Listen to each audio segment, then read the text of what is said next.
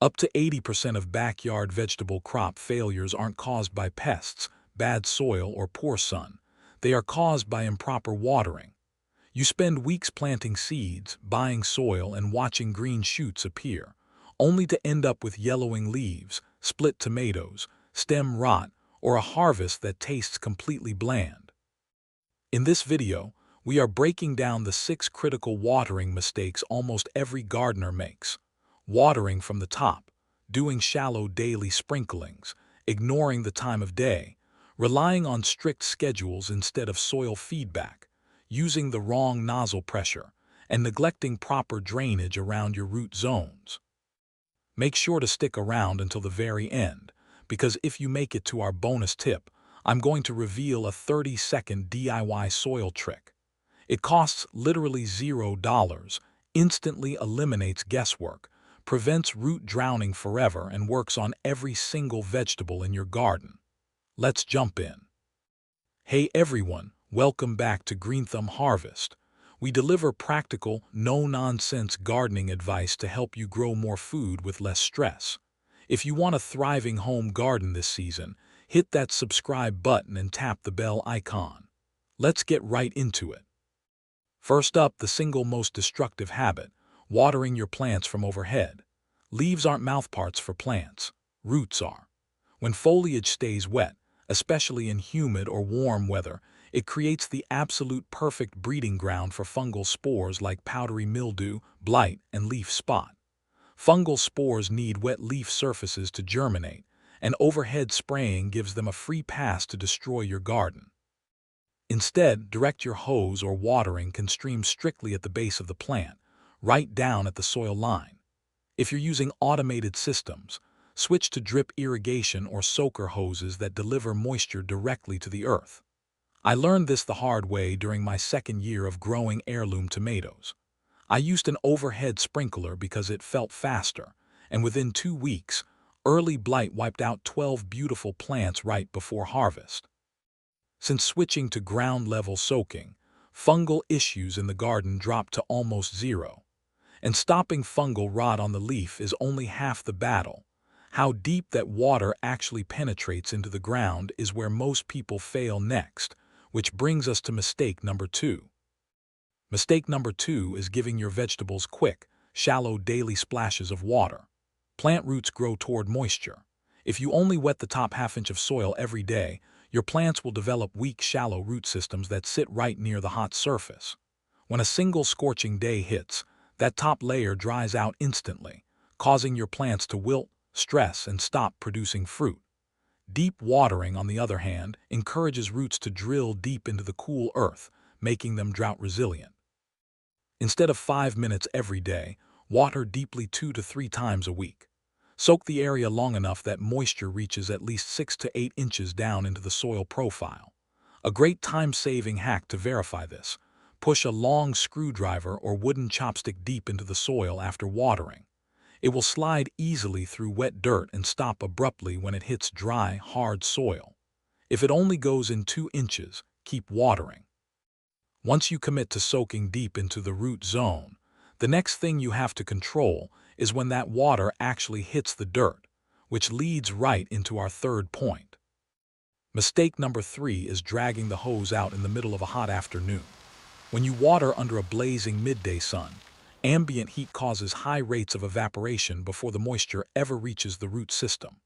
Even worse, cold water hitting hot plant tissue can shock delicate crops, and droplets resting on leaves can exacerbate heat stress. The optimal window to water is early morning, ideally between 5:00 a.m. and 9:00 a.m.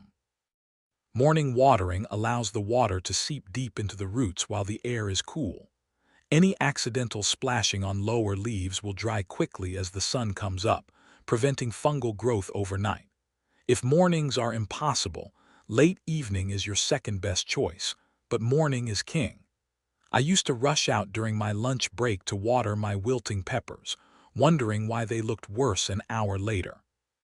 Switching to an inexpensive early morning timer saved my crops and cut my monthly water bill by nearly 30%. Now, Timing the day correctly won't help much if you are watering based on a rigid calendar instead of what your garden actually needs, which brings us to mistake number 4. Mistake number 4 is sticking to a strict schedule, like watering every single Tuesday, Thursday, and Saturday, regardless of weather conditions. Soil moisture levels change constantly based on humidity, cloud cover, wind, temperature, and plant growth stages. Watering on a rigid schedule often results in overwatering during cool, overcast stretches, which starves roots of oxygen, or underwatering during sudden heat waves. Replace the calendar with the 2-inch finger test. Push your index finger 2 inches deep into the soil near the plant base. If the soil feels dry and cool at the tip of your finger, it's time to water thoroughly. If it feels cool and damp, leave it alone, no matter what your schedule says.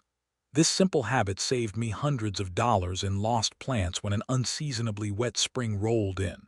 While my neighbors kept auto-watering and lost their bell peppers to root rot, my garden survived completely intact. Checking soil moisture by hand gives you full control, but how fast that moisture hits the soil is just as critical, which leads to our 5th mistake. Mistake number 5 is using a high-pressure jet stream from your hose nozzle to speed up the process. High-pressure streams blast away topsoil, exposing fragile surface feeder roots to open air and harsh sunlight. High pressure also compacts fine garden soil, crushing the tiny air pockets roots need to breathe, and splashes soil-borne pathogens directly onto lower leaves. Always use a low-pressure setting, such as the shower or soaker mode on a multi-pattern hose nozzle. Hold the nozzle close to the soil's surface so the water gently saturates the earth without displacing mulch or digging trenches around plant stems. If you don't have a multi-pattern nozzle, snap a cheap water breaker wand onto your hose. It breaks a harsh blast into thousands of soft, gentle drops, saving you time without eroding your garden beds. Protecting your topsoil structure keeps roots safe, but if excess water has nowhere to go once it leaves the hose, you run into our 6th and final main mistake. Mistake number 6 is ignoring drainage and leaving bare soil exposed around your plants. Vegetables need moisture, but their roots will suffocate and rot if forced to sit in stagnant water. Clay-heavy soil locks in too much moisture, while untreated sandy soil lets water run right through before plants can drink it. Furthermore, bare soil evaporates moisture rapidly and forms a hard surface crust that repels water. First, amend heavy or sandy soils with organic compost to create a sponge-like, well-draining structure. Second, apply a 2 to 3 inch layer of organic mulch, such as shredded straw, leaves, or wood chips, around your vegetables.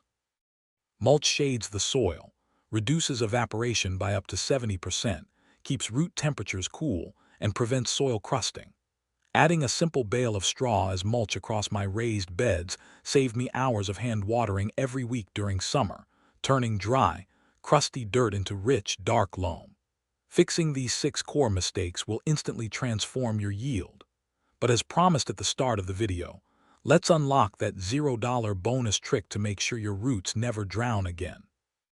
Now, before we jump into the bonus, remember when I asked you to hit subscribe during the intro. If you haven't yet, now is the perfect time. As promised, here is your $0 DIY trick to eliminate soil moisture guesswork, stop root drowning forever, and guarantee healthy roots across every vegetable bed in your garden. It's called the wooden skewer test.